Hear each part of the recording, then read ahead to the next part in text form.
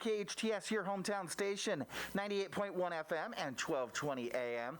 This is SCVI Charter Schools, Eye on the Valley, and I am your host, Matt Watson. It's good to have you. Thanks for joining us.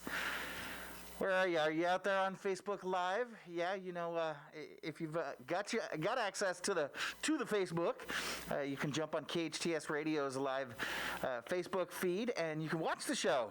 See us here in the studio, or perhaps you're on the road, on the radio. Are you on the app, maybe?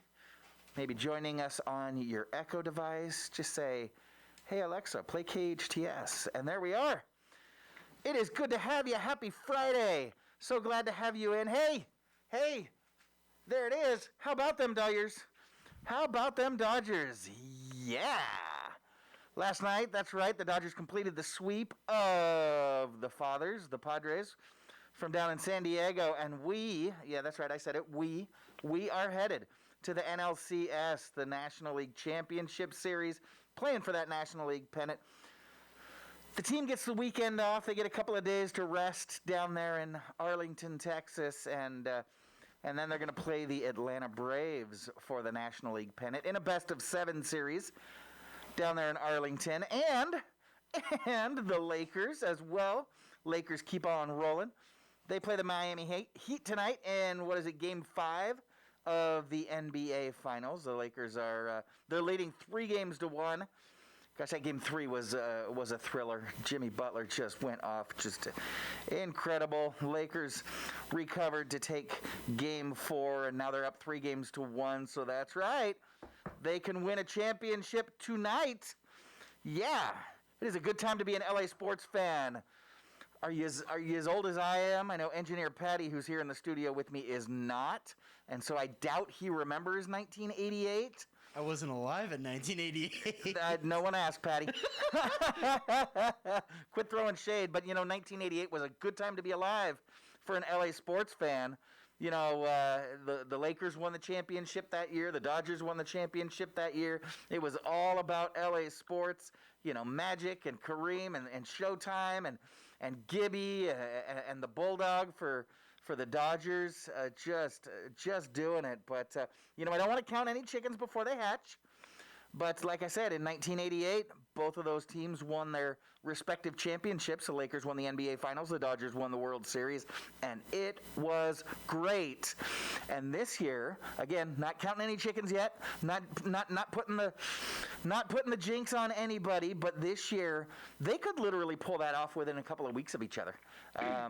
We wouldn't have to wait, what is it, the 6-7 months in between. It would be just a matter of a couple of weeks. So, again, not jinxing it, but let's go Lakers and let's go Dodgers. Got the Lakers tonight at, I believe it's 6 o'clock. So exciting. And I'm excited about our show today. We've got a great show. We'll be talking to Cheryl Sena from SCVI in just a couple seconds. Cheryl is the senior advisor and the IB coordinator. Are you familiar with the IB? That's short for the International Baccalaureate. It's an incredible, high placement, rigorous curriculum, respected around the world, and SCVI offers, the only program of its kind here in our valley. And if you've got high schoolers or kids coming up on high school or kids looking forward to high school here in the next few years, or maybe you're just interested in hearing about kids getting a world-class education, you're going to want to listen to Cheryl here in just a minute. And next hour, we have got Phil Lantis. Phil is the Arts and Events Manager for the city of Santa Crita. What a fun job. What a busy job. We'll be catching up with Phil and catching up with what's up here in the Valley and on our events calendar and what we can look forward to coming up. And, were you listening to last week's show? I hope you didn't miss it. We had a great show last week. We've got an update on one of the stories that we covered last week. There was a little bit of drama yesterday, and we've got an update that you won't want to miss. So that's coming up real soon. But first, like I said, let's talk to Cheryl Sena. Cheryl Sena hails from Boston, Mass. She's a founding facilitator at SCVI Charter School and has played, really a key role. She's one of a handful of people who played that key role of not just helping to found SCVI, but then building and maintaining that powerful culture that we're known for. She's taught literally every grade from 6th through 12th grade. She's currently facilitating, well, I think Cheryl even taught the babies at one point, the little guys, but now she's mostly doing her English thing in the high school. She's currently facilitating 12th grade English, internships, and the senior class advisory, as well as being that IB coordinator, making sure that our IB kids are on track and working towards getting that IB diploma. She's known for her great compassion for others and her passion for learning.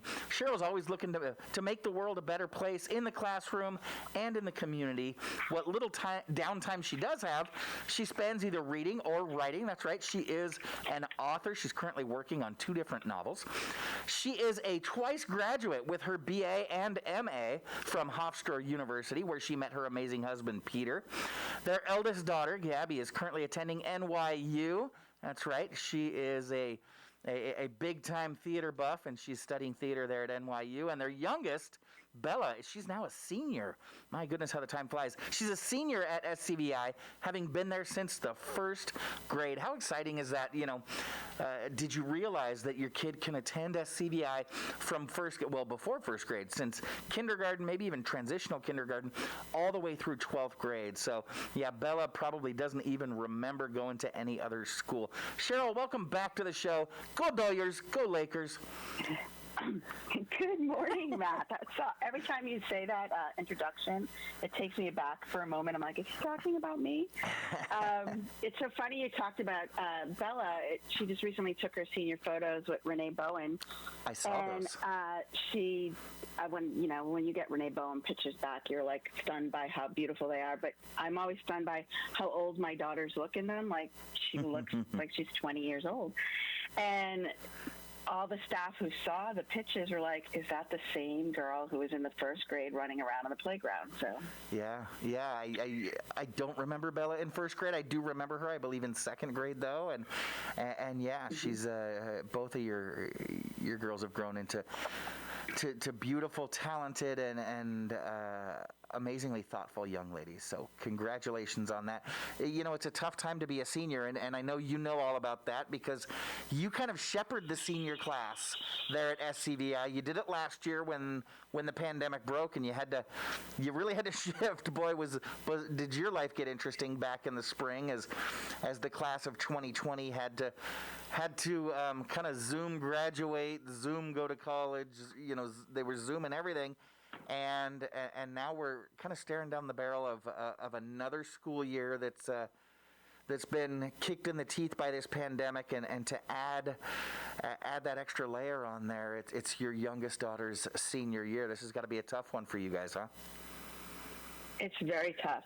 Well, as you know, Matt, senior year marks a milestone in one's life, a time of transition to adults. And, they're basically taking their next steps towards their future, and this is a future that's unknown, and it's a time for families and seniors to pause, reflect, and celebrate those moments together. But the big question is how we're going to do it in the post-COVID-19 world. Mm-hmm. But that doesn't mean that we don't still allow our seniors to define the year together. Am I repeating back and forth to you? Should I change my connection? No, you sounded good so far. You sounded great. Okay, good, because it's repeating back to me, so I just wanted to make sure. So basically, we're working together, and this is a special year. We have some learners who are founders since kindergarten in this graduating class. We have 4 graduates. I've been looking forward to this graduating class, and I forgot about it until you mentioned it. Yeah, so these are the kids that started kindergarten when we first opened in 2008, and now they're graduating high school. Yep, we opened in that small building on Smythe Avenue. Yep, right by the Paseo Club. Sarah Grossinger, Nick Kirby, Jordan Jew, Cole, and Jaden Sand. And they've been with us since the beginning, so that's pretty good. And then you also mentioned we have 1st graders. We have 3 individuals who've been here since 1st grade as well. So Bella, my daughter, Aiden Couric, Marco Lentini. Wow. So we have about 7 individuals who have really traveled with us for quite some time, and then a handful of individuals since middle school. Well, that's amazing. You know, I always talk here on the show about that kind of theoretical, you could do your school, kindergarten through 12th grade. We've got 5 of them, you said, that literally did that. Enrolled for the first time in school at SCVI, and they're graduating this year and going off to college. So college is literally going to represent the second school they've ever attended. Yes. That's amazing. Yes. That is incredible. And it's amazing. And I always get people who ask me how will they do when they get there. And my daughter was there. My oldest daughter was at SCVI since 4th grade. Okay. And she tells me about her first day in class in her major at NYU. Which is a big school. She called me that day. Uh-huh. Big school. Yeah. Big school. And she called me that day and she said the strangest thing happened. The professor was talking, and the whole class became a conversation between me and the professor, and no one else was talking. And I said, why do you think that? She goes, I don't know. I mean, I always had those kind of conversations with my facilitators in high school. And she goes, do you think that they were just waiting for permission to talk? And we laughed because that's what we knew that was the case. They came from very traditional experiences where you waited for the facilitator to call on you or the teacher to call on you. We call our teachers facilitators. And our learners don't have that experience. They have an experience of a constant conversation between both. Yeah, and I have to tell you, that was the first thing that struck me when I first started working at SCVI, and to this day I still kind of describe our school like that. You know, for the 16 years that I was in education before I came to our school, I always considered it my mission to prepare my students for when they went off into the real world.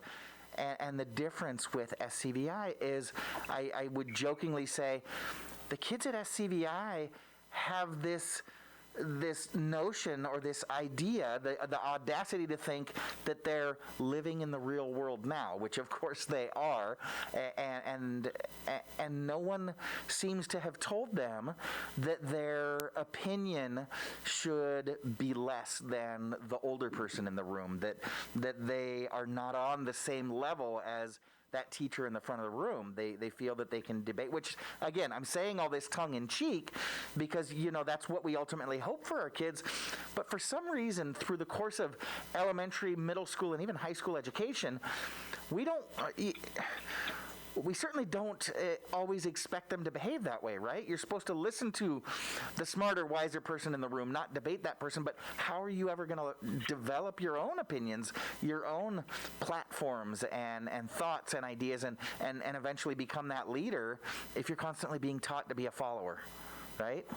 So yes, I think exactly. And it's not an easy thing to facilitate. I'm one to tell you, I was my daughter's facilitator, and, you know, many times our direction of what we were doing shifted gears, and the traditional teacher in me would have anxiety over that. Oh no, we're not doing what my plan set out to do today. But what I discovered was eventually through that process, we ended up having more rich conversations, dive deeper into a subject, and the final products were always much better than I ever envisioned. Yeah, right. And, you know, it certainly is easier when you know what the class is going to be doing, you know the answer, and no one really questions anything that's going on. You just put your head down and plow through your plans. But it's not about us accomplishing our plans. It's about the kids accomplishing what their plans are, what their goals are, what their hopes are. So, Cheryl, you've done just about everything at SCVI. I mean, I remember there was even the 1 year shortly after I started that you focused on like running every event at the school, and you've taught middle school, and you've been in the high school for 6-7 years now. So tell me a bit about your current role. I know you've got several hats that you wear, and they're all kind of big, important hats. So tell us what you're currently doing at SCVI. Currently, I'm a facilitator first. Which is what we I call our teachers. facilitate- It's not that you don't have a credential, and I have to explain this to people. It's what we say, what we call our educational professionals, to put that in our mindset of how we should be running our class. So you're currently a facilitator of what subject? So I teach 12th grade English language, Yep. arts, and I also facilitate a 12th grade class that is morphed in what we call senior seminar. It used to just be internships, but we discovered our seniors wanted a little bit more from that class. They wanted to look at what could their next steps be in if they were going into the workforce, community college, or a traditional 4-year college. How could we help them best be prepared for those steps? So that incorporates an internship and our senior defense at the end of the year. And then I also facilitate IB Language and Literature, which is our English version of an AP English Language and Literature class. And the IB program, what I love about the IB program is it aligns with our philosophy. It's all about critical thinking. It's all about deep, real-life exploration and projects that really prepare someone to be in academia later on, if you decide to go to a 4-year college. Okay, and we're going to talk about that in a little bit, because I want to go deep into the IB program, and you coordinate that. So that's one hat. Okay. So my other hat that I wear is I am the IB coordinator, so I make Great. sure that we are in compliance, and I help facilitate the program at our school, train our facilitators, get them training, and also communicate with our parents and learners about the program, and provide support for the learners because it's a rigorous program. Oh, it is very rigorous, and there's a lot of stuff kind of on the compliance side. You've got to get kids signed up to take those all-important exams, and make sure that everybody's lined up and able to do what they need to do in order to, if they're going for the full diploma or things like that. I know there's a lot of kind of what our boss calls administrivia there that's very important, Yes. but very involved. So you've got your hands really closely on that senior class. And then I'm the senior advisor. So myself and Chris Nielsen, who is our college and career counselor, our academic college and career counselor, both of us with 2 other upper school facilitators, Mrs. Cedeno and Mr. Ben Williams, we provide the nurturing our seniors need, and we help them make it across the finish line. I tell them we are the last people you are going to work with at your career at SCVI, and our goal is to help you be prepared for your future. And we're there if you stumble. We are there to help you, and that's what we do. So help you prepare for your future. Now, you mentioned earlier that the future is so much more uncertain than we ever expected it to be, and even the immediate future of things like prom and graduation and any kind of celebrations. All that kind of stuff is still up in the air. So what are we doing during this time of distance learning to help prepare our seniors and help give them the best possible senior year they can have without really knowing what it's going to look like yet? That's the big thing. So I met with them earlier in the year, and basically the driving question we have in mind for the seniors is how do we build resilience in ourselves to not only survive COVID-19 in our senior year, but also have hope in our future. So that's a big thing, because when I got the learners, when I first met with the seniors, there was a lot of not a lot of hope there. Yeah. You know, we're all in that same boat right now. Right now, we're all like, holy cow, you know, month 7, I think we're in now.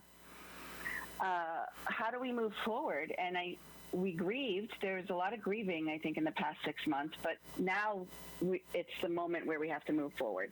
So we began that. We're still marking every event. Our seniors' sunrise was virtual, but we added a twist this year. I sent them a recipe for my homemade pancakes, and we all made pancakes together on Zoom. I was nervous about it, I have to say, because you know how teenagers can be cynical a bit, and I didn't, but the feedback was good. Like, there were several kids who were so proud of their pancakes. They showed us we made 2020 pancakes. And I promised them this: if we go back, and if we're allowed to go back before their graduation, that I will do a senior sunrise in person. We usually go up to Castaic Lake. Right. We start the year with that sunrise at Castaic Lake, and it's typically followed by that pancake breakfast at Denny's. And, obviously we couldn't get together. But so how awesome. You sent them a recipe. You guys cooked pancakes together. You watched the sunrise together all over Zoom. That's a beautiful thing. But you're gonna do a real one, a live one if we can? Yes. Definitely. I have one person living in my house who will hold me to it, right? Yeah. So, that's our goal. And we have some other big goals for the end of the year. I mean, I did sign up for Universal's grad bash. I made sure I did that very early because I didn't know what the protocols would be once we got back, how many people they could get in. So I have seats for all of us for them to go to grad bash. In case we can. Right, assuming that we'll be able to. The thing that breaks my heart more than anything is last year we didn't get to do a senior retreat the way we usually do it. Mm-hmm. And that's my hopes for this class, is that we'll be able to do that in some way or some form. Because typically you take the seniors and you go on an overnight retreat where they do kind of that last team building, and it's almost that final, it's got kind of a St. Elmo's fire feel to it, like, hey, we know we're moving off into that next chapter, but we want to make sure that before we do, we all come together and really form that tight bond. Now, Cheryl, we can do that at SCVI because we are smaller, right? I always marvel, we are a school of 1,000, but that's TK through 12. How many seniors do we have this year? In upper school, I think I have about 52, but with all the programs, we have 72. So we also have Innovation, it's our hybrid program, and then we have Exploration, which is our homeschool division and program, and so which two of our founders are in that, the Sand brothers, who are actors. So that's been a very good program for them. Sure. But so I graduate about 70 students every year, 70 seniors every year. So certainly quite significantly less than 800 to 1,000 kids. You could never take an 800 member senior class on a senior retreat or have the type of personalized care and attention. I can only imagine what it would be like cooking pancakes with a senior class of 800 kids. So that's one of the advantages, I believe, for both of my daughters, is that they got that one-on-one experience, and also got to practice having collaborative relationships with their peers and their facilitators in a small group setting, which will totally prepare them for when they enter the workforce or college. And still access to, like I mentioned before, this world-class, highly rigorous curriculum that I want to talk to you about, Cheryl, but we have to take a quick break. We're talking with Cheryl Sena, IB coordinator, senior advisor, and English facilitator at SCVI Charter School. When we get back, she'll share about the IB program. There's none like it in the Valley. It's this high placement, rigorous academic program, respected around the world. And well, I'm getting a little bit ahead of the show. We'll let Cheryl tell you all about it when we get back. You're listening to SCVI Charter School's Eye on the Valley. I am Matt Watson on your hometown station. Hello, I'm Carlo. Did you know in 2019 Annual Water Quality Report and Consumer Confidence Report, they gave Santa Crita top marks for clean, safe drinking water? California Water Resources Control Board's Division of Drinking Water stated that SCV water users have a reliable supply of high-quality water at reasonable prices. SCV Water Agency has received several awards for its fiscal budget and management, all brought to you by your SC Republican leaders. Let's keep Santa Crita a great place to live, work, and play. Hello, I'm Mike Lindell, the inventor of My Pillow, and like all of you out there, I had problems sleeping. Pillows would go flat, I would flip-flop all night long, I would wake up with a sore neck, maybe a headache, or feel like I needed a nap even though I slept 8 hours. When I invented My Pillow, I wanted it to where you can move the patented fill to give you the exact support you need as an individual, regardless of sleep position. My Pillow will get you into that deep sleep faster, and you will stay there longer. It's not about how much time we spend in bed, it's about how much of that quality sleep we get. I do all of my own manufacturing right here in the United States. I have a 10-year warranty. You can wash and dry My Pillow, and I give you a 60-day money-back guarantee, so you have nothing to lose. And here's my best offer ever. You can buy one of my pillows and get one absolutely free. Go to mypillow.com and use the promo code KHTS, or call 800-973-3927 and use the promo code KHTS. That's 800-973-3927 or mypillow.com and use the promo code KHTS. Moms, dads, this is Cardin Ellis, owner of Unipest. If your house has ants, spiders, or gophers, or you want a free orange oil termite inspection, you have to call Unipest Termite and Pest Control, Santa Clarita's only factory-certified orange oil pest control company. We specialize in organic, low-impact, and traditional pest control options that are all kid-friendly, pet-friendly, and affordable with no contracts, and we're SCV owned and operated. Call us at 661-BUG-7575 or visit unipest.com. These days, it's hard to figure out how to fill all the self-isolation time, let alone figure out what to have for lunch or dinner. Salt Creek Grill owner Greg Amsler is helping us out in a big, big way. Salt Creek is now offering takeout and curbside pickup, so you don't even have to get out of your car. Their entire menu is available for pickup or delivery, including to-go beer and wine. Hey. In addition, Greg's offering wine at 25% off, along with daily specials. If you'd like to buy a gift card for a future visit, now's the time. Buy a $50 gift card and get $10 extra on the card completely free. Buy a $100 gift card, you get an extra $25. Salt Creek Grill, located next to Regal Cinema at the Valencia Mall. For more info, go to saltcreekgrill.com. The coronavirus has put us in a position of creating a new normal. Family Law at Home understands. Their goal is to meet you in the safest place possible, and these days that might be in your own home in a virtual meeting. Family Law at Home will provide you with immediate advice on your family law matters, such as divorce cases, child custody disputes, and domestic violence. It's as easy as going to FamilyLawAtHome.com. You'll choose your own consultation date and be in immediate contact with one of their esteemed attorneys. Family Law at Home handles the legal aspect while you and your family navigate the new chapter in your lives. Go to FamilyLawAtHome.com. Our trash has got to go somewhere, and Chiquita Canyon Landfill is helping make the Santa Clarita Valley a little greener. Our local landfill creates clean energy from our waste disposal to power 10,000 homes each year. With their 9.2 megawatt clean energy facility harnessing the landfill's methane gas, you can feel good that the waste from your home in the SCV is helping create a clean energy source. Chiquita Canyon Landfill is our partner in sustainable living. Chiquita Canyon is helping lead the way to a greener future. Hi, this is Bob Schertz with the Way Out Recovery SCV, reminding you that during these unprecedented times, addiction and mental health do not take a break. If you or someone you love are struggling, please give us a call at 661-296-4444. We are open and here to help you during this time. Thanks. I promise I'll get help. It wasn't my intention. I'm sorry to myself. Loss of hearing can affect the quality of life.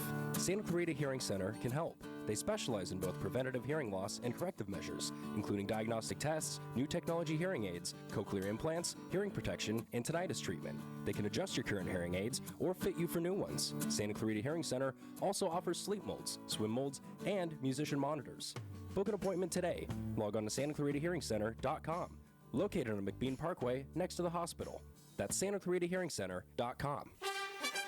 Hello, I'm Dave Goss. I've lived in Santa Crita almost my entire life. I'm proud to call Santa Crita my home. Did you know that Santa Crita was named the third safest city with a population of over 200,000 nationwide? It was also the safest city to raise children in. It was named the 16th happiest city in the U.S. out of 182 cities who met the criteria. Santa Crita also ranked 17th for emotional and physical well-being. In 2019, Santa Crita was named the 9th safest city in California, but as of 2020, we ranked 7th. Brought to you by your elected Santa Crita Valley Republican leaders. Why would you want to reimagine that? Your hometown station. KHTS is the only station I listen to. 98.1 FM and AM 1220.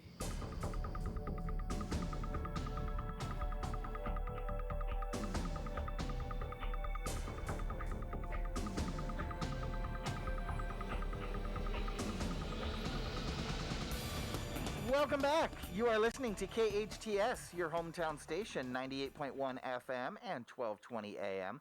This is SCVI Charter School's Eye on the Valley. I am Matt Watson, and I'm here this morning with Cheryl Sena. She is an English facilitator. That's what we call our teachers. She's also the senior advisor and IB coordinator at SCVI Charter School. Before the break, Cheryl, we were talking about some of the cool events that you do with your seniors and how you're adapting them for the pandemic now and all the wonderful things that you're doing for our seniors. But I also wanted to talk a little bit about the IB program. Not all of our listeners are as familiar with the IB. It's a rigorous course of study, but why don't I let you explain what it is? What's the IB program? What does it look like at SCVI?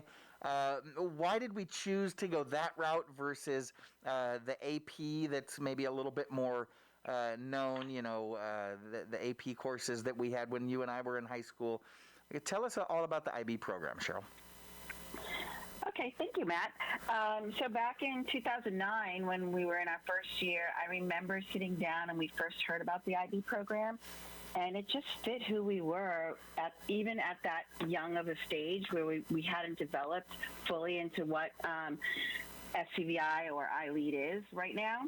And basically, if you navigate to their webpage, they'll say that the IB aims to develop inquiring, knowledgeable, and caring young people who help to create a better and more peaceful world through intercultural understanding and respect. And they don't mean just the smart kids. I need to make this clear. It is for every learner, not just the kids who take AP courses or honors courses on a campus, or the ones that can have mastered the art of giving the facilitator or the teacher back what they want, right? So the IB program is a program in which we're talking about developing the whole person prior to that, when they go out into the world, so that we can create a more peaceful and better world. So that just spoke to us right there and then. Absolutely. It was created in the 60s by people who worked in consulates throughout the world, and that they wanted their kids to have a standardized education, or a consistent education, so that when they applied to colleges or universities, whichever country they were in, that it would be the same, so that those universities would know that this is the quality of the education, and it was consistent throughout. And it's developed ever since. We chose it over AP because AP, basically, you have a series of information that you have to get to your learners. They have to memorize it, learn it, and then they regurgitate it on a test. Where IB was more about developing the whole child, the whole learner, but also it was real life activities or projects that they did. For example, what the art and film classes and the IB theater classes do is what you would do as either a graduate in college or in the real field. They create a portfolio, they study one type of artist or one type of director, and then they have to create their own body of work, and that is evaluated. So it is all about what we do at SCVI, delivering that authentic real-world curriculum and also preparing our kids to be leaders. And so we have the diploma program. So this is a 2-year program. And now is this, you mentioned the theater and you teach English. What other subjects do you offer there? Is it the full battery of courses? So there are 6 subjects over 2 years. If you do the full diploma, which means all your classes are going to be IB, and in addition, you'll have to take the theory of knowledge, which is a philosophy course on how we learn in each subject. What does it mean to be a learner or in math, in science, in theater. And then CAS, which is community action and service, it is rigorous, that you have to put in, I believe it's like 200 hours for each of those community action service, in which you are active, sports, working out, the whole body. Service, which was where our learners went to Puerto Rico for Backpacks for Hope. And community, again, that they use that as well. And then they do an extended essay, which is a college-level essay. It blows my mind what they have to do for that essay. They have to do an area of research in a subject of your choosing, and they investigate either science or math or a formal essay in English, history, and Spanish. So if they can write that, colleges know that they are ready. They are going to be an exceptional student when they get there. Well, that is fantastic. And then, as you mentioned before, this isn't just a program that is for a select few. This isn't where you're going through the freshman class and choosing the best and brightest. These are courses that all of the learners can opt into if they choose, right? Yes, and IB is, I believe, leading us in looking at how do we make our courses accessible to all? How do we make differentiate to every learner so that they can be successful in our courses? I actually attended the week before we went on lockdown, a symposium just posing that question, how we can have all of our students experience the rich, rewarding courses that is the IB program. Right, because back in World War I, World War II, the job of schools was to kind of sort and select students to sort of determine what careers each one was more apt to, and that even moved into the 50s and 60s. But that's not what we're about anymore. About determining who's a better student, who's not such a good student, who's more apt for certain careers. It's all about letting kids lay their own path, lay their own foundation, and grab their own destiny and move it forward, right? Yes, and that's the IB Learner Profile. Yes. It's developing this whole person into learning outcomes for the 21st century. It's not you will know how to be a great physicist or a great mathematician.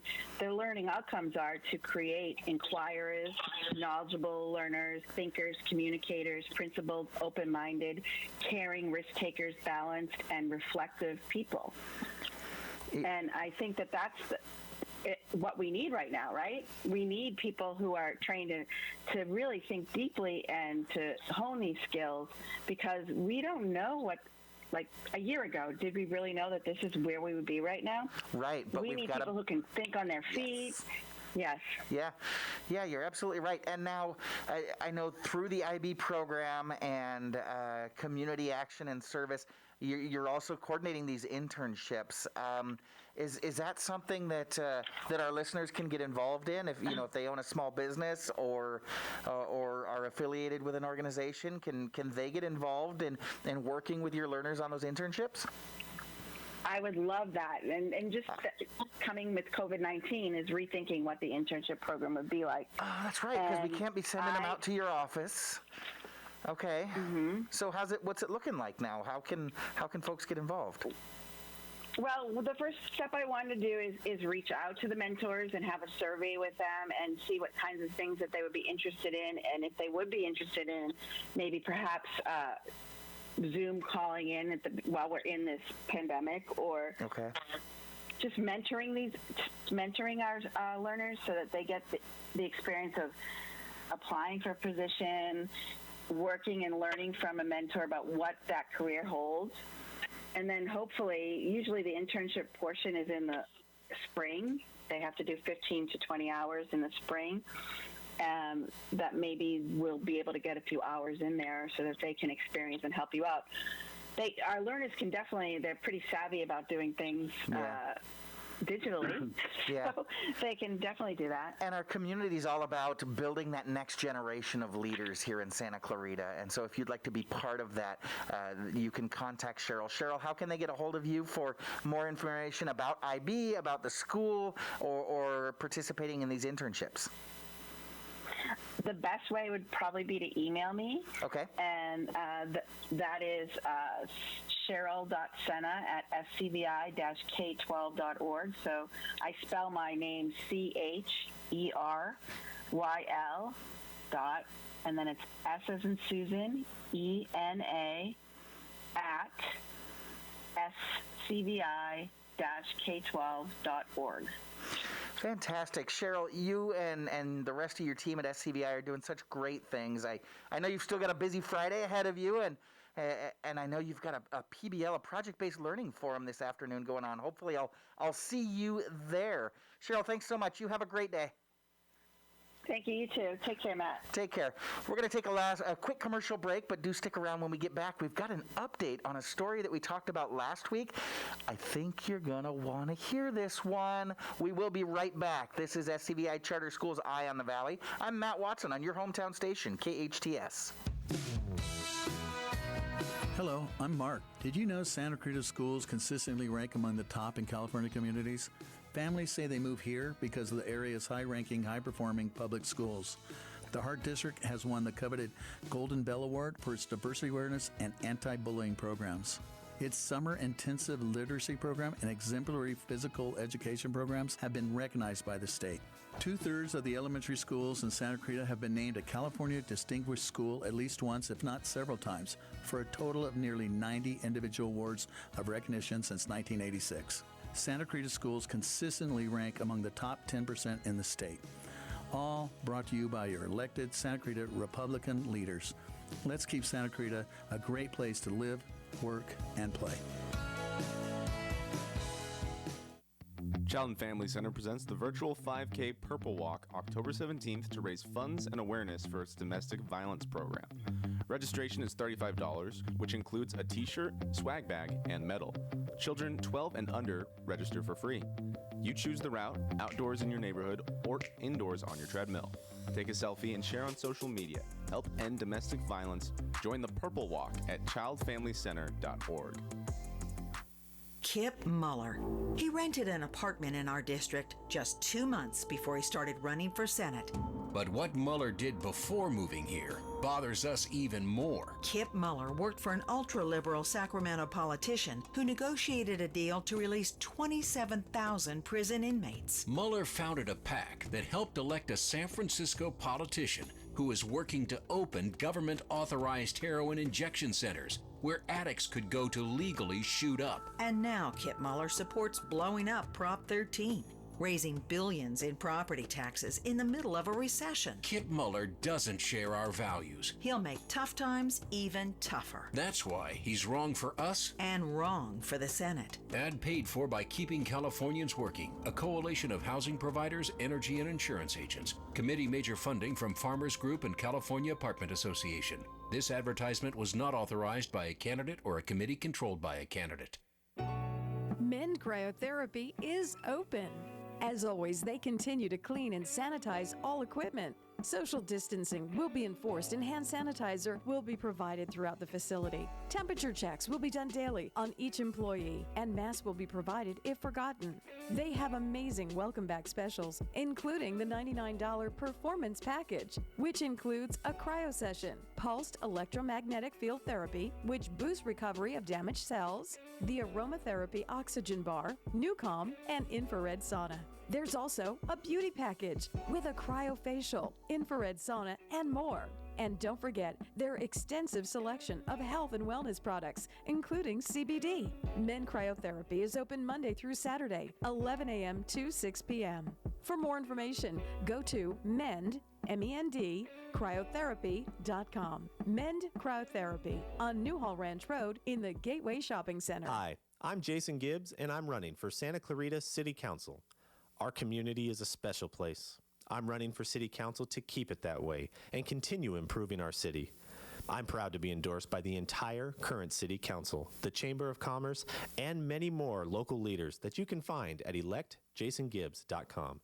This is Jason Gibbs, and I humbly ask for your vote November 3rd. Paid for by Jason Gibbs for City Council 2020. Hi, I'm Eric Goldhurst, Head of Operations for Burger King North America. Throughout this time, we've taken steps to take care of our guests. And since we know many of your jobs have been affected by this crisis, we want to help make sure you're taken care of too. If you are looking for work, we are hiring. And there's a spot on our team for you. We know that we'll get through this together, as long as we keep taking care of each other. For more information, call 253-3283. That's 253-3283. Your hometown station, KHTS.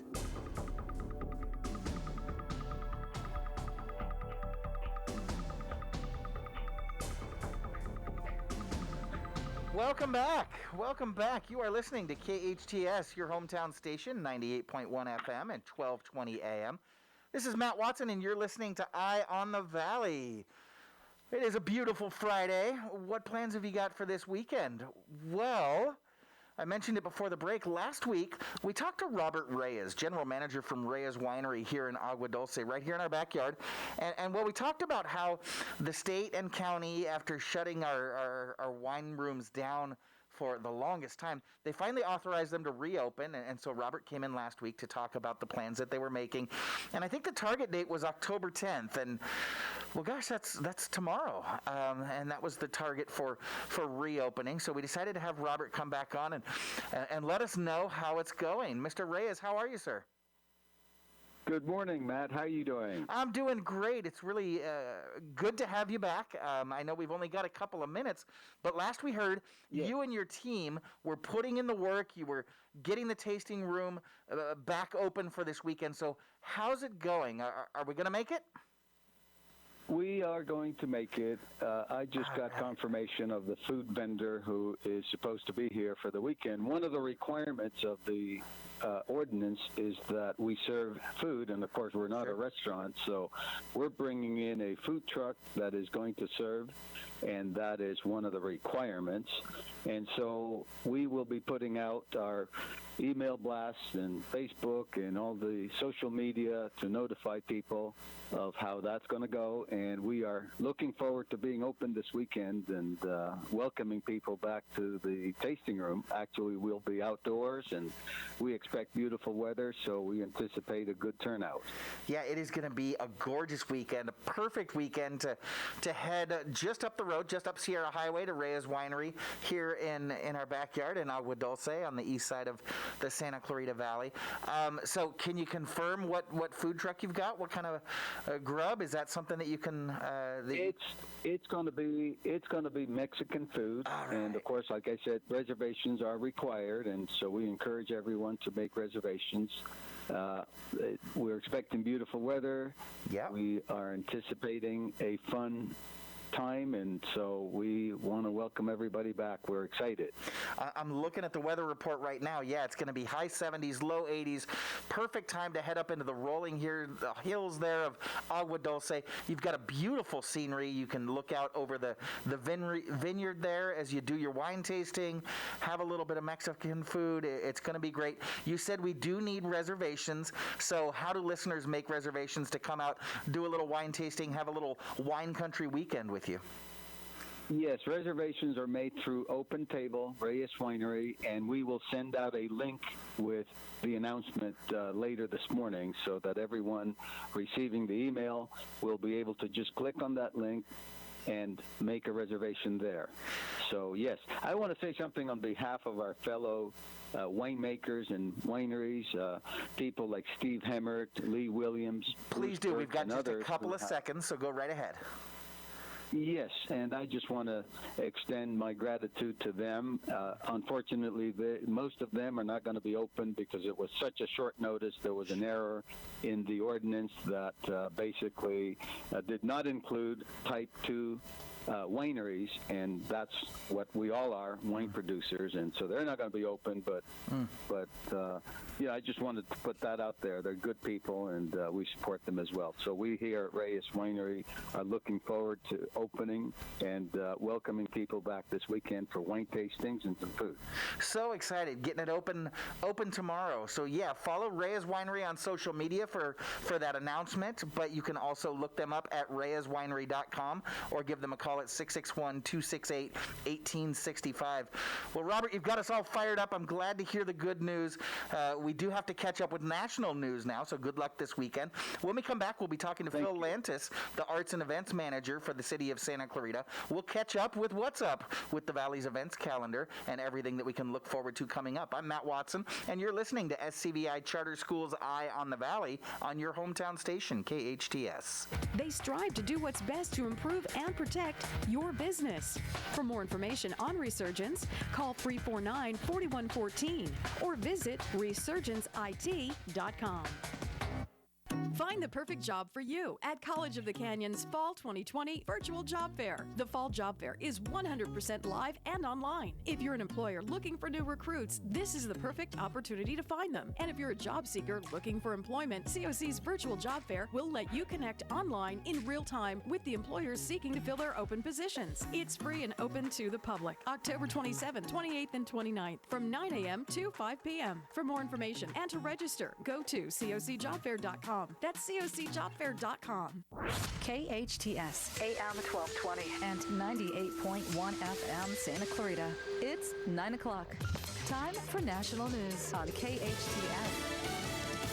He'll get tested today. I'm Lisa Brady, Fox News. President Trump hoping he's now COVID-free and ready to hold rallies again as soon as tomorrow. I was on the phone with him 3 or 4 times yesterday. He is hard at work. He is ready to go. He wants to talk to the American people, and he wants to be out there. White House spokeswoman Kayleigh McEnany says logistically tomorrow would be tough. He and Joe Biden are each planning rallies next Thursday when their second debate had been scheduled, the president rejecting a switch to a virtual debate format. House Democrats are working on more ways to trigger a possible transfer of power to the vice president. House Speaker Nancy Pelosi says a bill creating a commission on presidential capacity to discharge the powers and duties of office is not about President Trump, but rather establishes a framework to preserve the continuity of government. A president's fitness for office must be determined by science and facts.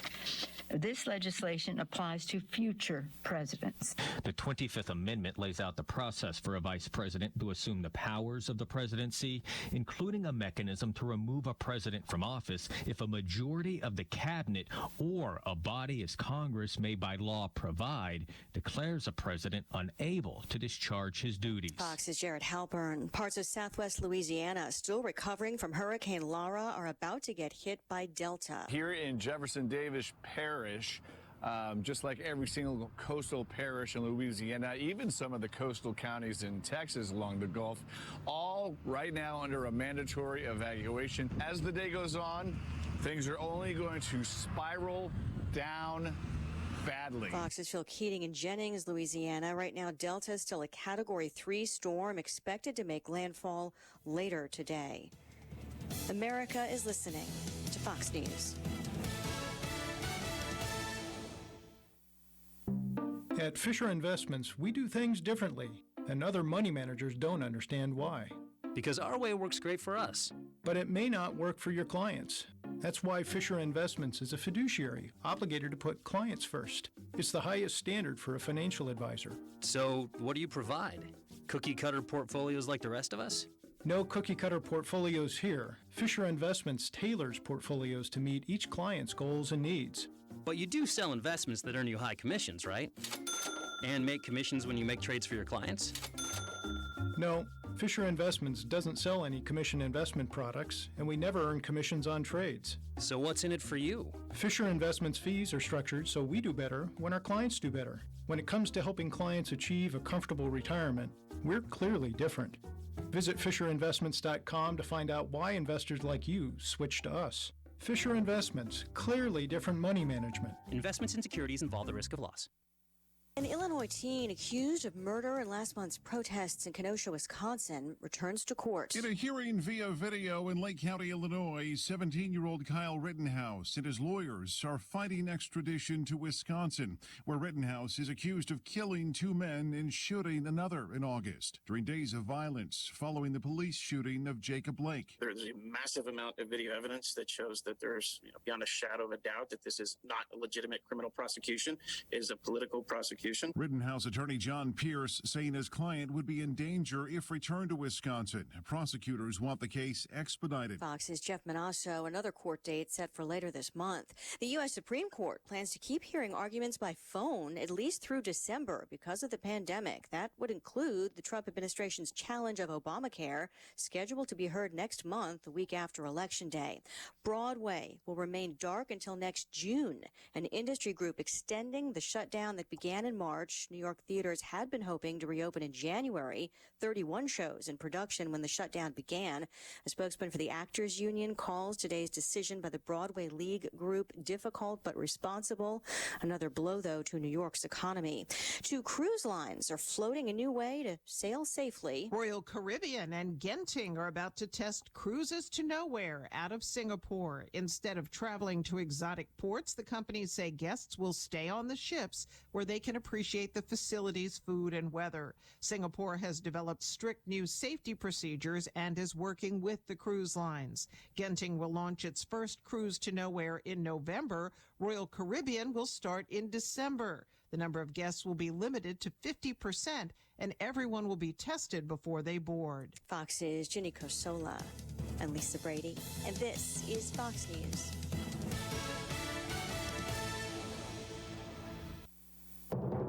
I'm Stuart Varney, and this is the Fox Business Report.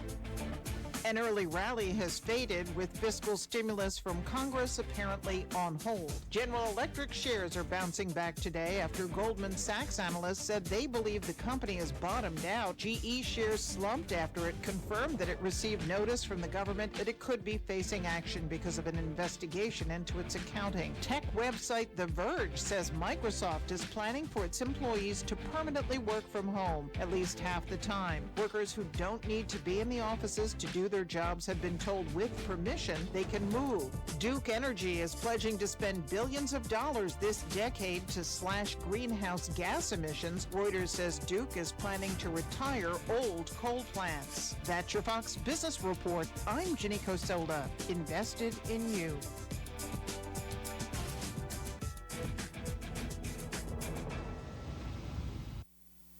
Customers, students, and staff expect a new level of clean. Cintas has the essential products and services to help you carry out cleaning protocols effectively. Cintas performs surface sanitizer and disinfectant spray services to common touchpoints, installs and refills touchless hand sanitizer dispensers, and provides commercial laundry services to help minimize employee exposure. Give everyone the confidence they need to keep coming back. Visit Cintas.com and get ready for the workday.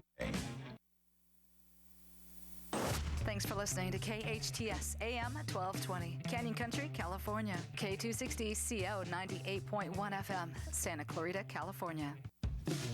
Hello, I'm Carlo. Did you know in 2019 Annual Water Quality Report and Consumer Confidence Report, they gave Santa Crita top marks for clean, safe drinking water. California Water Resources Control Board's Division of Drinking Water stated that SCV water users have a reliable supply of high-quality water at reasonable prices. SCV Water Agency has received several awards for its fiscal budget and management, all brought to you by your SC Republican leaders. Let's keep Santa Crita a great place to live, work, and play.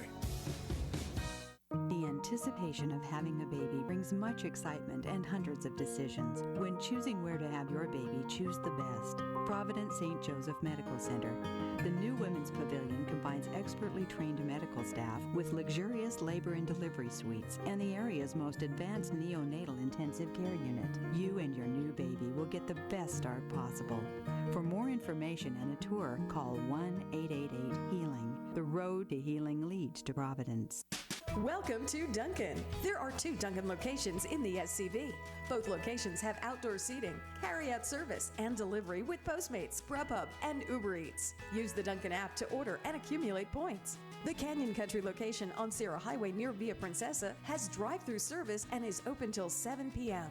The Bouquet Canyon location just off Newhall Ranch Road has curbside service and is now open till 7 p.m.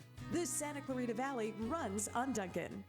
Hello, I'm Mike Lindell, the inventor of MyPillow, and like all of you out there, I had problems sleeping. Pillows would go flat, I would flip-flop all night long, I would wake up with a sore neck, maybe a headache, or feel like I needed a nap even though I slept 8 hours. When I invented MyPillow, I wanted it to where you can move the patented fill to give you the exact support you need as an individual, regardless of sleep position. MyPillow will get you into that deep sleep faster, and you will stay there longer. It's not about how much time we spend in bed, it's about how much of that quality sleep we get. I do all of my own manufacturing right here in the United States. I have a 10-year warranty. You can wash and dry MyPillow, and I give you a 60-day money-back guarantee, so you have nothing to lose. And here's my best offer ever. You can buy one of my pillows and get one absolutely free. Go to mypillow.com and use the promo code KHTS or call 800-973-3927 and use the promo code KHTS. That's 800-973-3927 or mypillow.com and use the promo code KHTS. We all know sometimes people lose their way. If you or someone you know is struggling with addiction, the Way Out Recovery SCV may have the answers you've been waiting for. The Way Out is the premier intensive outpatient treatment center serving Santa Clarita. Asking for help is the first step. Call The Way Out today, 661-296-4444. That's 296-4444 for a private free assessment. The Way Out is an accredited, affordable outpatient program that accepts most insurance. Call us at 661-296-4444 or check us out online at thewayoutrecoveryscv.com. Quit battling with yourself. Ask The Way Out for help today. Hi, I'm Matt Funicello. My family and I have lived in Santa Crita for over a decade, and we are proud to call Santa Crita our home. Did you know in 2019, Santa Crita was named the 9th safest city in California, but as of 2020, we ranked 7th. Our law enforcement officers do a great job of keeping us safe. Santa Crita covers over 50 square miles and has a population of over 200,000. We have over 30 parks and thousands of acres of open space. Our residents enjoy over 150 miles of bike, walking, and hiking trails, an award-winning paseo system, great aquatic, senior, and 2 community centers, and so much more. We have been named among the happiest, safest, family-oriented cities in the country. And it's all brought to you by your elected Santa Crita Republican leaders. Let's keep Santa Crita a great place to live, work, and play.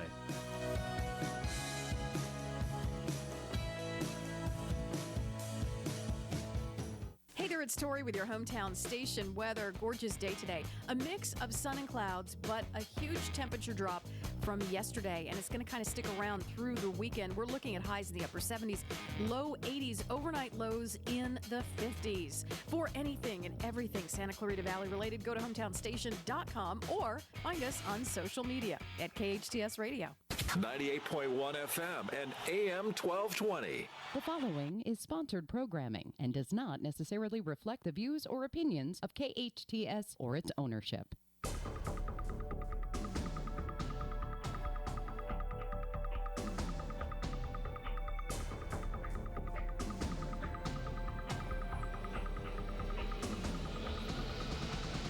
Hey, welcome back. You are listening to KHTS, your hometown station, 98.1 FM and 1220 AM. I am Matt Watson, your host, and you're listening to SCVI Charter Schools Eye on the Valley. We are now joined in studio by Phil Lantis. Do you know Phil? Well, if you don't, you need to get to know him. Phil is the Arts and Events Manager for the city of Santa Clarita. He grew up I understand, on a farm in the Pacific Northwest before attending film school in New York. Phil began working for the city of Santa Clarita in the early 90s, and throughout the decades served in a number of positions, all pretty much in the area of arts and events. But you left us for a little while back in 99 before returning in 2001 as the Cultural Affairs Supervisor, and then you were promoted to the Arts and Events Administrator in 2003. And today, pretty much everything that has anything to do with visual and performing arts or any kind of special events in our city goes through Phil's office. Phil, welcome to the show. Thank you so much, and that's an amazing introduction. I didn't realize I did all that. Well, yeah, you've been busy, maybe too busy to pick your head up and realize everything that you've accomplished. So first of all, I mentioned that you were raised in the Pacific Northwest, right? And then you went to film school in New York. Very cool, and that's kind of a neat little juxtaposition. But then, how do you find your way to Santa Clarita? How'd you get here? All right, so yeah, I grew up on a 106-acre farm in Dallas, Oregon. Dallas, Oregon, cool. Which is right near Salem. And there was a movie, and then a TV show called Fame that really inspired me, and I loved movies. So I got to go to film school in New York. And so I found a place called the State University of New York at Purchase, just a little north of New York City, right near White Plains, and went there for film school. It was a blast. But I'd come home in the summers and do children's theater at a little place called Enchanted Forest in Salem, Oregon. And after my sophomore year, I met a girl who was in the cast with me, and we fell in love and eventually got married, and we've been married over 32 years now. And she is an actress, so she went back with me to film school, or to school where she studied acting, and then we ended up in LA for her to be an actress. I see. And that's how it brought me out here. And luckily, I had a really good friend who had gone to Cal Arts and was working for the city of Santa Crita. And so when I moved out here in '93, he said, you know what, why don't you come get some extra hours on the weekend working events? And so I became what we call a weekend warrior for a couple years, and I just loved it. I love this community. I love the work. I love being able to contribute to, especially in '93, where we're really building our community in the city and the organization, and being able to be a part of that for, 28 years now almost, has been really a phenomenal experience, and couldn't ask for more for a career. Because it's not just great work and working with great people and working for a great organization, but most importantly, it's a great community. Yeah. And they're so appreciative, and they're so participatory, and they're, we have great volunteers, and, you go to a concert and there's several thousand people and you're not worried about people freaking out. I mean, of course, we have security, but it's such a friendly, nice, neighborly environment that who could ask for more, really? So I've been honored to be able to work my way up over the years, and I did leave for a couple years, but I didn't leave the community. I ran a local nonprofit for a couple years, and then came back to the city when an opportunity presented itself. So I really couldn't ask for more in life, and here I am. Still getting to do the fun stuff. It's an interesting time right now, of course, because events are definitely altered, and we're having to rethink how to do things. But that's part of the challenge too. Is you're always supposed to be going, hey, what can we do? And once again, I give major credit to the city leadership for taking that kind of like can-do attitude instead of worrying about, oh, we can't do this or we can't do that. From the beginning, we've been charged with, all right, figure out what you can do that can serve the community or entertain the community. So we do a lot of virtual stuff that we've never even tried virtual stuff before for some of this. But it's important to focus on what we're here for, which is to provide experiences for the community. Yeah, absolutely. And I'm always fascinated. We'll talk about that in a little bit, but I'm always fascinated during this time about sometimes it seems like an organization's ability, and sometimes it seems like an organization's willingness to shift, right? Because we see, I was listening to somebody talk about how there are some restaurants out there. It was actually Simon Sinek. He said, there's some restaurants out there that due to the pandemic are saying, well, shoot, we're not allowed to open up our dining rooms, so I guess we have to close our doors. Where other restaurant owners have said, well, shoot, we're not allowed to open up our dining rooms, so guess what? You're no longer a waiter. You're now a food delivery man, right. and have made that pivot. So it's really important, and you're right. Some folks, and I know the city's been doing a good job as well, have taken advantage to say, okay, how can we use this as an opportunity to improve? For example, I know in our organization we're constantly trying to cast a wider net to recruit teachers and other staff members from around the country, because we want to bring the world to our school in Santa Clarita. And this pandemic has now made, like all the colleges out there, all their job fairs are online because you can't host them in person. So now, when we couldn't afford to send our recruiter across the country to these different colleges, well, now they're participating in all of the job fairs. So it's actually been a benefit for us that way. I'm glad to hear that things are going the same as well. Now, if your office coordinates all things arts and events for the city, that's a lot, because we love our arts. We've got several theaters in town, and there's always an event going on, it seems like. So tell us what your job's like, and let's talk, I guess, kind of normal times, right? We'll talk maybe pre-COVID, knowing that it's probably going to be different when we do come back, like everything else. But so prior to March of this year, what was your job like, and what was your your typical schedule? What do you, if someone were to say, Phil, what do you do for a living? Explain that to me. What would that answer be? So basically, I lead a group, a division of the city that has 4 areas.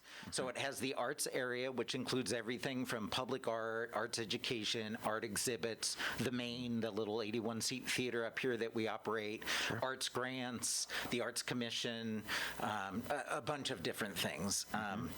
Then we have the events team, which is where we get our name. Funny, arts and events. Yeah, go figure. Which includes everything from the concerts in the parks, Cowboy Festival, Marathon, the census events, all the stuff that happens out here in Old Town Newhall, as well as permitting all the events in city facilities for other groups. So all the nonprofit groups that are using Central Park, or for-profit groups like the Boots and Brews concert and stuff like that. That all goes through our office to make sure that they're following the rules. And then the third team is the school programs team, which has its biggest program is the Drug Free Youth in Santa Crita Valley program, which is goes into every school in the valley, 4th, 5th, and 6th grade, as well as all the junior high and high schools.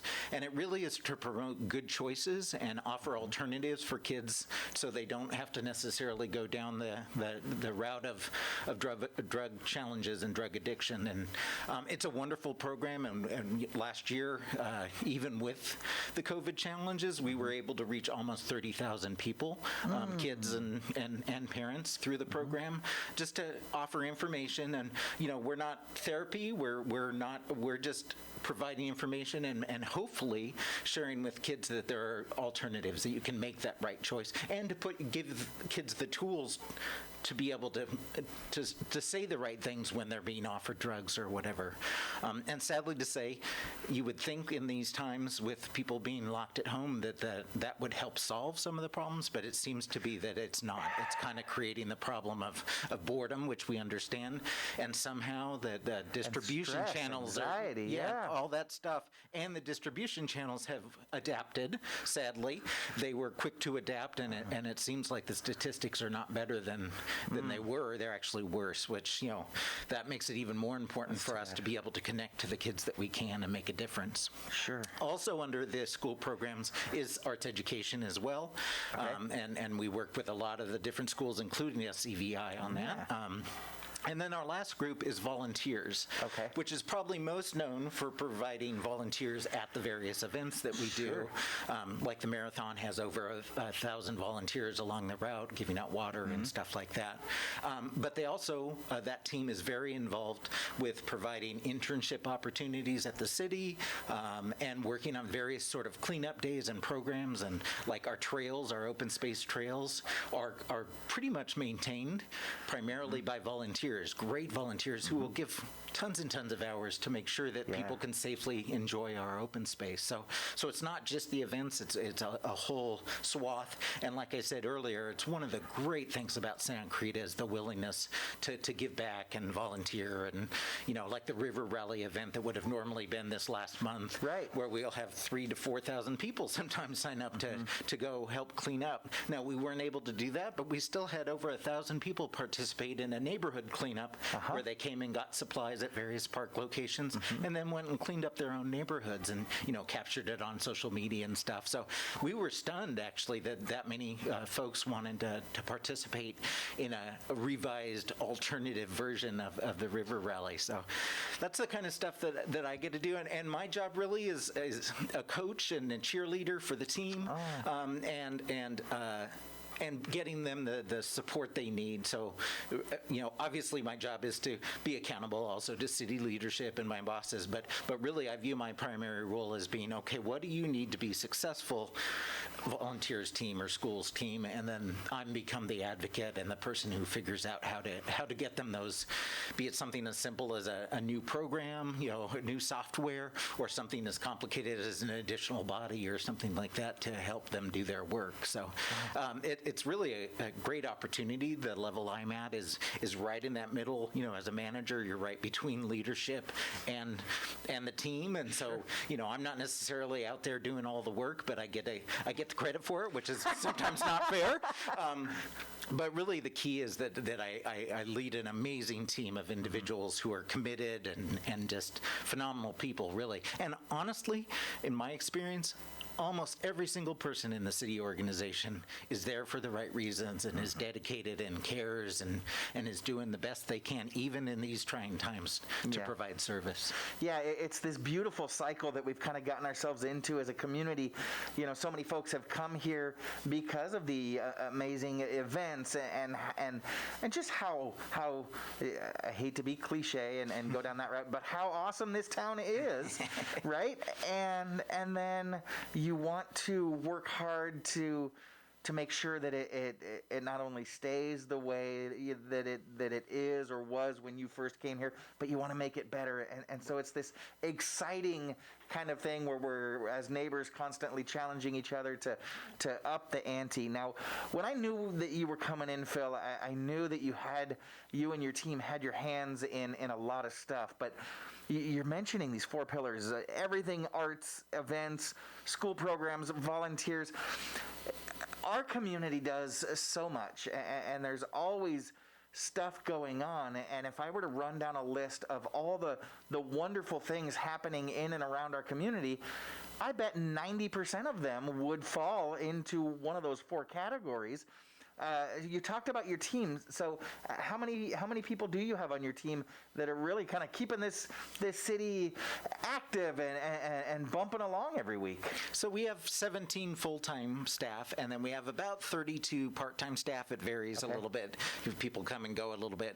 Most of those part-timers are what I call weekend warriors, and they work specifically on events. So unfortunately, without having physical events, most of those folks have not been able to work since March, which is tough. But they understand that they're hired for a specific job, and of course, whenever we have opportunities, we do our best to bring in people and give them an opportunity to participate. But yeah, it's actually pretty phenomenal. That sounds like a lot of people, but once you break it down into teams, and once you think about just how many bodies it takes to put on the Cowboy Festival, for example, that's one where we plan the day after the event's over. We start planning the next year, actually even before it's over, we're kind of already planning. But I mean, it's a 12-month process of planning, and then it's literally everyone on the team involved out there 40 plus hours throughout the weekend, as well as all of our part-timers and borrowing staff from other areas like our Parks and Recreation team, because it just takes a whole huge team to put on an event like that. So it's really fascinating, the partnerships that we have even within the city. We have so many great folks that we partner with in our recreation division, in our libraries, in our parks, in public works. We, in our role, because of, as you said, we get to do so many different things, we get to partner with really everybody across the board. Our economic development folks, always dealing with them. So it's really a great opportunity to get to know the whole city structure. And we've had a lot of change over the last few years, as I think a lot of companies have, with the baby boomers retiring and that sort of thing. And so it's fascinating, having been here so long, to kind of go, I don't know some of these people when I walk around City Hall. So and we've got a great generation of new leaders that are coming up. And I'm kind of sandwiched in between there a little bit, growing up, with my mom and all of her friends so active in the community. But now I'm seeing, the generation kind of half a step behind me that's really stepping up to fill that void. That is great. Now, you and your team have got your hands in so many different things, and I can imagine it would be stressful. Do you attend most of these events? You can't even get to most of them. You'd never be at home. Well, I try to get to a lot of them. You're right. It is technically probably impossible to get to all of them, but I try to get to most of them, and mainly just to be a part of the discussion about how it went, and to help offer advice or perspective, because sometimes people are so close to events or programs that it's hard for them to see, and I can kind of come in as a not necessarily being completely involved in all the details and walk in and kind of experience the event more like the public would. And I even choose to do that sometimes, come in, like for the Cowboy Festival, take a bus in instead of parking at site. So I'm having the full experience. Yeah, that's great. We're talking this morning with Phil Lantis. Phil is the Arts and Events Manager for the city of Santa Clarita, and he and his team are basically responsible for making this place an exciting and enriching place to live. We do have to take a quick commercial break, but when we get back, we're going to hear a little bit more about the events that Phil and his team are putting together now that we're into this pandemic, because we can't just put everything on hold. We got to still keep moving forward, as we said. So we'll talk about how we've made that shift and what events are coming up for you when we come back. You're listening to SCVI Charter Schools Eye on the Valley. I'm Matt Watson on your hometown station, KHTS. If you need help at home or at the office, call Made For You. Made For You is a locally owned, bonded, and licensed cleaning service with over 20 years of experience. All employees are vetted for your protection. No need to buy products or expensive equipment. The Made For You staff comes complete with everything needed to make your home or office cleaner than ever. Hire Made For You one time, as needed or on an ongoing basis. No room is off limits. Laundry and ironing services are also available. Call Made For You for a free estimate today. 255-2922. That's 255-2922. Howdy, neighbors. Hey, Gary. Have you guys seen Owning's 30-year fixed mortgage rate? No. Are they good? Good. They're great. Today, their 30-year fixed is 2.25%, 2.413 APR. Wow. 30-year fixed. 2.25%, 2.413 APR. Owning Corporation, Equal Housing Lender, licensed by the Department of Financial Protection and Innovation under the California Residential Mortgage Lending Act, NMLS 17976. Call 833-852-6464 for terms and conditions. And look at Owning's actual customer reviews online. They're also great. Well, honey, obviously we should refi now with Owning.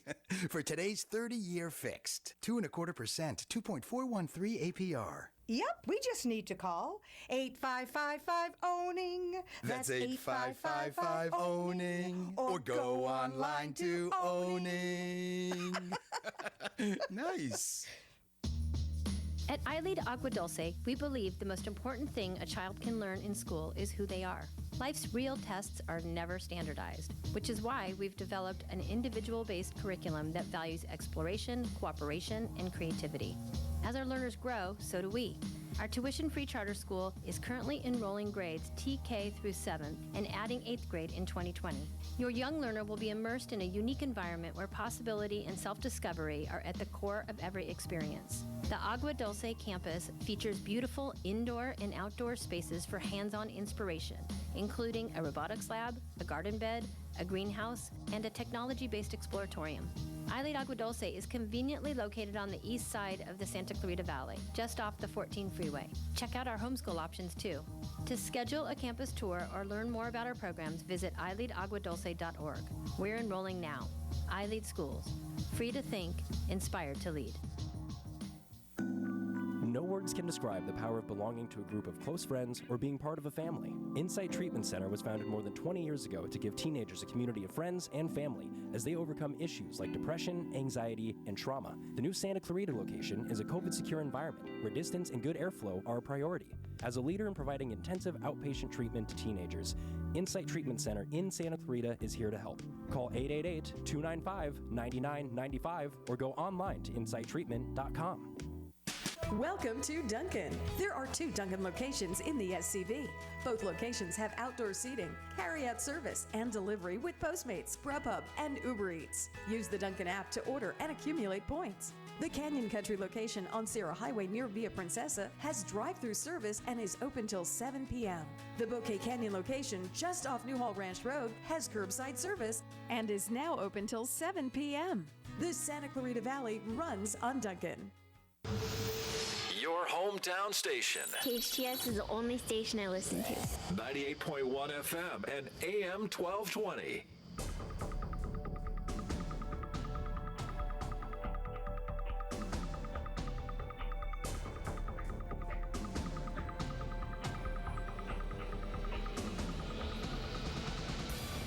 Welcome back. You're listening to KHTS, your hometown station, 98.1 FM and 1220 AM. This is SCVI Charter Schools Eye on the Valley. I am your host, Matt Watson, and I am here this morning with the most energetic and fun to be with guy. If you're in charge of arts and events in Santa Clarita, you've got to be a lot of fun to be around. I'm here with Phil Lantis.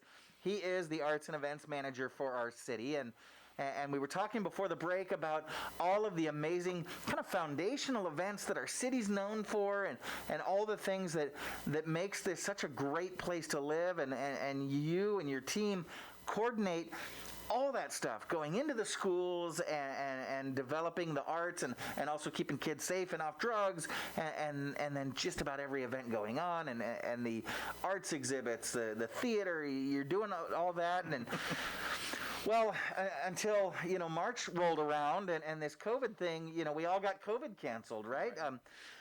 So I know a lot of events, and I was actually kind of planning one of them. I don't know if you know, Phil, but I'm on the SCVIP board, the Sister Cities program at our city, and we were working with your office to plan. We had a charity hike put together to benefit our Sister Cities program, and that was one of the first events that got COVID canceled. Yeah, it was like literally the next weekend, I think. Yeah, unfortunately. Yeah. So a lot of those things got stopped, put on hold, but then, you get a month into it, 2 months into it. Now we're looking at 4th of July, and you can't cancel America's birthday. And so your team really had to learn to shift. So what kind of changes have been made, and how are you all handling events now that we've got to keep our social distance, we can't gather, things like that? So for going back to the teams, for the arts team, we were able to pretty quickly kind of turn the corner into virtual. Mm-hmm. We knew that it wasn't going to be for quite a while that people would be able to come back into a theater setting. Sure. And obviously we're still not there and have no idea when. So the main team very quickly took the programming that we were already doing, which includes a 10x10 variety night and a talent contest called You're the Best, and our live theater, and really pretty quickly, within weeks or a month, we're able to develop virtual versions of that. And so, for example, 10x10 You're the Best are still going on the first Thursday and the fourth Thursday of each month. But the staff there developed a thing called Stage on Screen Theater Festival, or SOS Theater Festival. And basically every Friday there's a live Zoom production by a different theater company, either local. It started with locals, the groups that weren't able to use the theater because we got shut down, to more regional. We've had folks from Florida and other states actually do productions because, like we had been talking about before, there's the opportunity now with space not being the restriction. You don't have to fly in a company to perform on the stage. They have the same access to Zoom as you do. And so, ironically, tonight's production is a local company. It's a Hope Theater Arts Group, and they're doing a play called Toward the Sun at 7 p.m. And they're free and available. You just go to the main's Facebook, and you're able to watch the show live, and then there's a question and answer afterwards. And then next Friday will be actually the last one for this series. There'll be a couple special ones in November and December, and then in January we'll start another series of them every Friday night. So. And you mentioned there's no restrictions now to the theater size, so I understand a lot of these productions are actually drawing bigger crowds than we did when the theater was open. Yeah, 10x10 is a great example of that. One of the first ones we did, I think people were, especially then, kind of starved for local entertainment, but it's an 81-seat theater, so we had filled the house a few times with 10x10 and maybe even added a couple chairs because we're allowed to do that. But the most we'd ever had was like 85. I believe our first one, we had like 1,000 views. It was just like exploded because it's up there and it's available. It's not live, it's pre-recorded, so we can throw it on our the city's YouTube channel and promote it through Facebook, and people kind of come to it and passed it around. And we're not getting quite those numbers now, but we're still exceeding what we would have live. It's more than what would be able to be done in the theater. So that's an interesting thing to kind of see. So also on our visual arts, our exhibits obviously are in various places around the city that weren't necessarily accessible. So we went to a virtual version of that, and one of our staff found a really cool program where it's kind of like you're walking around and looking at the art. And so if you go to SantaCritaArts.com, you can find, I think we have 8 exhibits up right now, virtual exhibits that you can see, as well as that will link you to other art stuff that's happening. We're actually in Arttober, as we call it. Arttober. I like it. I like it. And we do that every year in recognition of National Arts and Humanities Month, which is this month. Makes sense.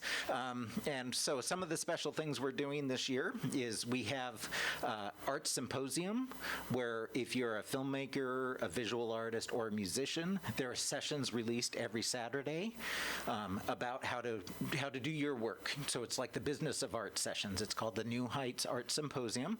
And so, for example, tomorrow we have a film session about how to distribute your films.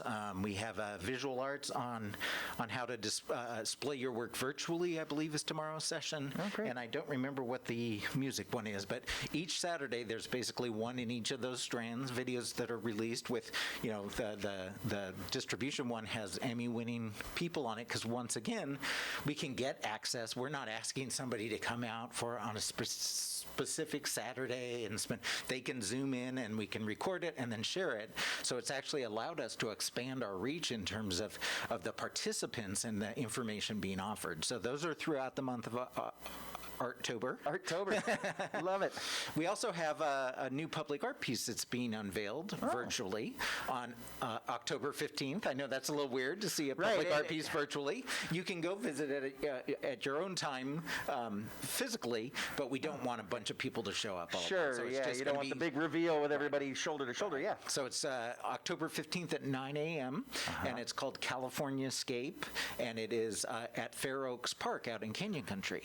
And so, like I say, it's actually already there, so people can go take a look at it if they want. It's an open park, but we would ask them not to show up in droves on the 15th because we don't want to create a gathering. Sure, you can head out there today, though. Yeah, definitely, and it's a cool marble piece that's around a tree. It's kind of hard to describe, but and associated with that is also part of Arttober is we're doing a escape room, an public art themed escape room that's called California Escape, and that's available on SantaCritaArts.com as like well. A double pun. Yeah, exactly. And it wasn't me who came out. I'm not that smart. So, but yeah, it's a series of things about our local public art, and it's kind of a way to help you, dive into our public art collection and learn a little more about it. So, and have some fun. That's really the key, right? Yeah, I've got a lot of friends that are like, not that just enjoy escape rooms, but are like hardcore escape room fanatics that like will travel to go to different escape rooms. And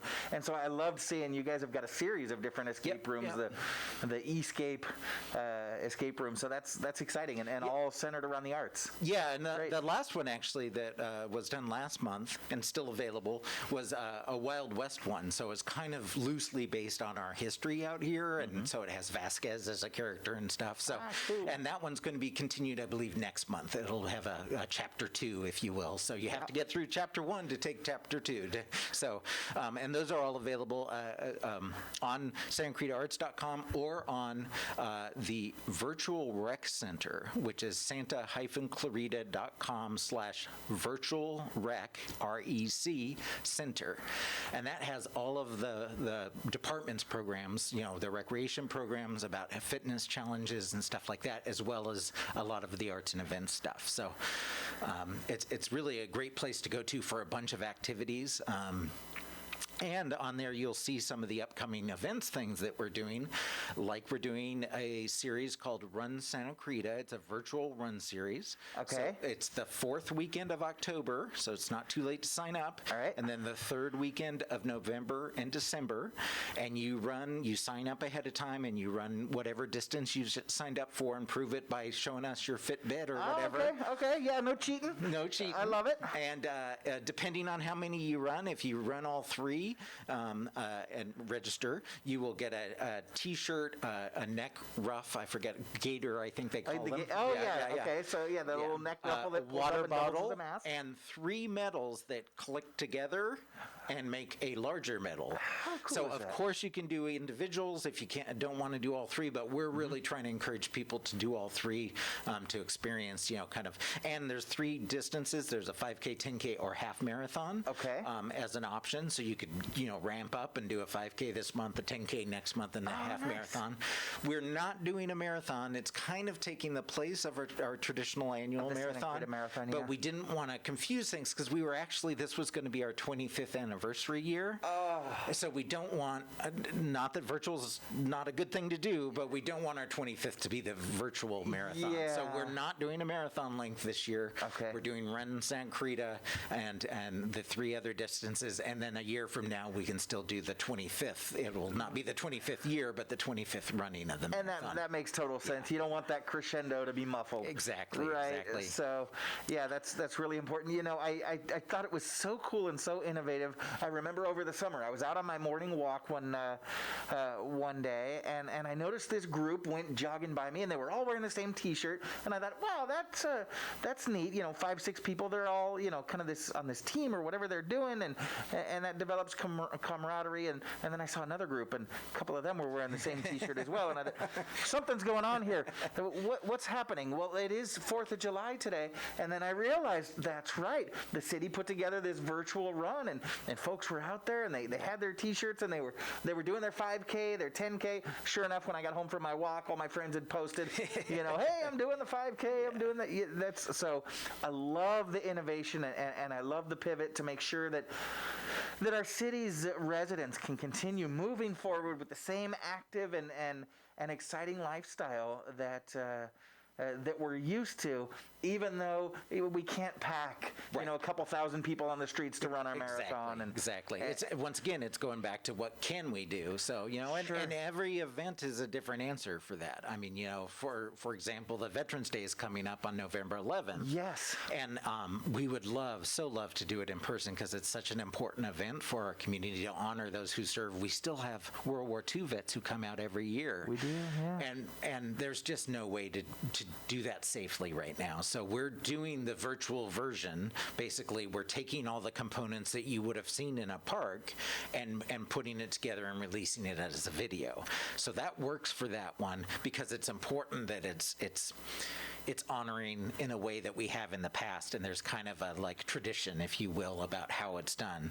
But for things like the marathon, it's important to be flexible and try something new, and do it virtually and maybe entice people by having different distances and spreading it out. And so each kind of scenario requires a different thought process. And then a lot of the stuff that we're doing, we're doing movie nights and trivia nights. We had a bingo night, our first bingo night last night, which sounded weird, but people loved it. So, we're really just trying to do a variety of things to offer entertainment for folks, something to distract them maybe from being stuck at home, and giving them something to connect to other people and do something fun. So, and it's not just us, the recreation folks, like I mentioned before, they're offering a lot of programmings that way through the virtual rec center, and our libraries are absolutely, they made a very quick pivot to going virtual with storytelling and Latino Heritage Month is currently going on. They've had some storytelling with Interesting. that. Latino Heritage Month kind of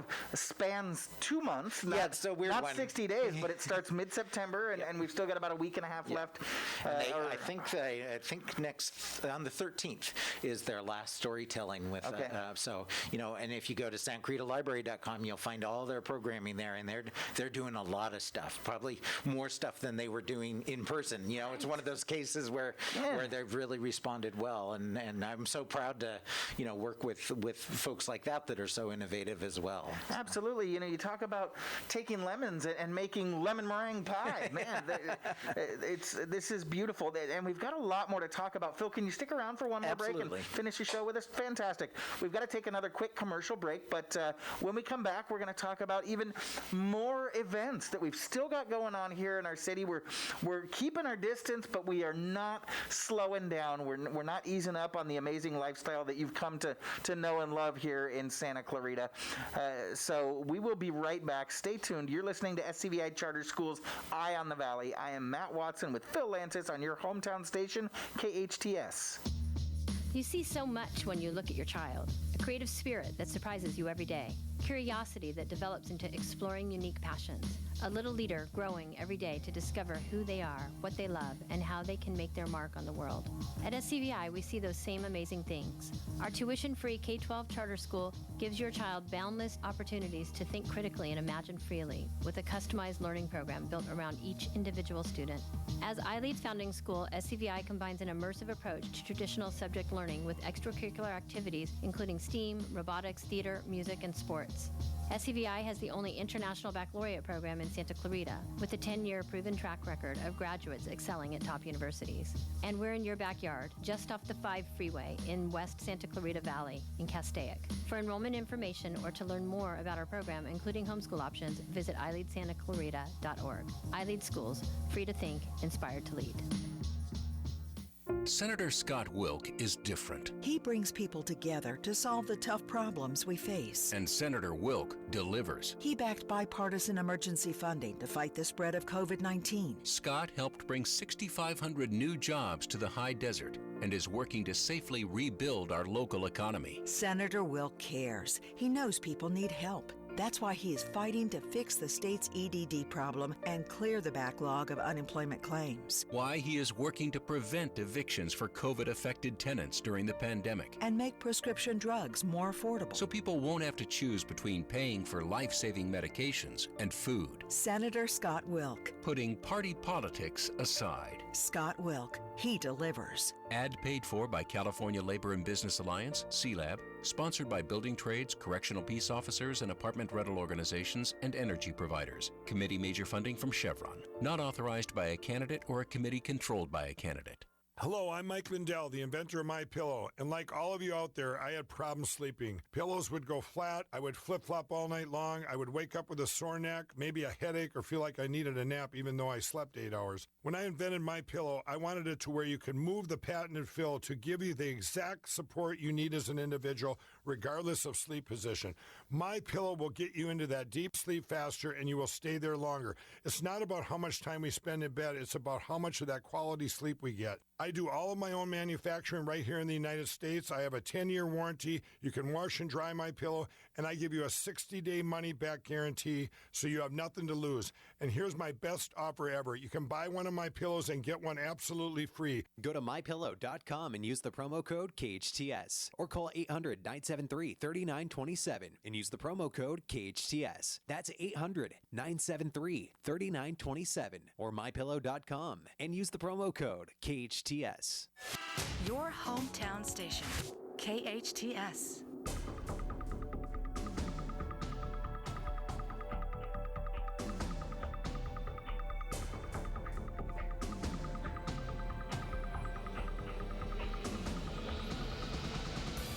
Welcome back. You are listening to KHTS, your hometown station, 98.1 FM and 1220 AM.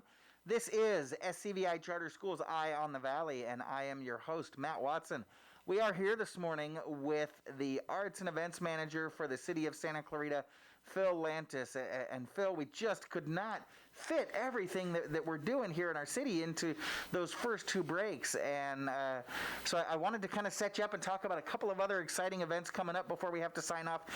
You've got a fine craft show, so folks are crafting. How's that going to be different now, or is it going to be same as it normally is? I wish it could be, but unfortunately it's not. And it is normally held like mid-November and throughout the weekend at Old Orchard Park. Okay. And we realized not too long ago that wasn't going to work because even though there's too many people in a small area. So initially we had kind of looked at canceling it and just, we'll do it next year. And then we heard from some of the vendors, and they actually, a lot of the locals in particular, will make stuff all year long ready for the show, to sell at the show. And they were kind of like, we have stuff we need to sell, and it's right before the holidays. Yeah, and it's like, So we kind of threw our brains into it and went, okay, so what do we need to do? We need to connect customers with vendors. So what we're offering is a virtual fine craft show that'll run from November 15th through December 15th. Okay. And you can go on a website through SantaCritaArts.com. You can go on the website and you can connect and see products from the various different vendors and then connect directly to them to buy their wares. So you can still do your holiday shopping. Yes, it's virtual, but you're supporting local and regional handcrafted vendors who are creating wonderful products that you're not going to get anywhere else. And it's helping them out because, like I say, they've been maybe spending a year creating this stuff ready to sell it, and suddenly we told them, sorry, not going to be able to do that. So I'm very proud of the team for coming up to that with that solution when challenged by some of the vendors about, hey, can you find a way to help us? There's no cost there for the vendors. Obviously, if you're buying something, there's a cost. Well, sure. We're not giving this stuff away.